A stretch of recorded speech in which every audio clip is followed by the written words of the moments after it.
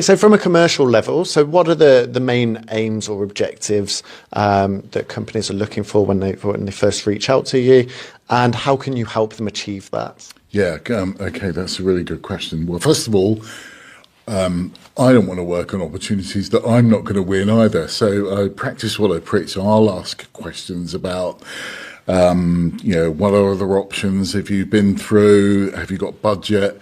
What did the managing director say when you talked to him about going outside for sales training? Because often people just want to have a chat and get information for free. Can't do that. My charitable days are separate to this. I'm interested in people that really want to invest in their sales teams and upskill. I always point people towards a movie, which many of your audience are going to know, which is The Wolf of Wall Street, and my sales training is nothing like that. You'll be pleased to know. It's about selling with integrity. It's about, we talk about business to business and people and business to consumer, but actually sales, I believe, is people to people, and that's what I try to teach, and it seems to work. So hence we're here. Thank you. Excellent. And are there any particularly memorable case studies that come to mind? Well,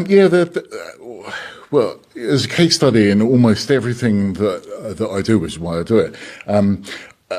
I mentioned there were two parts to the business. There's the commercial side and there's the working with management schools side. But I do remember a couple of years ago when I was doing some stuff at a top UK business school, and I was presenting a session on Peaky Blinders. If any of your audience knows that, there's a particular scene.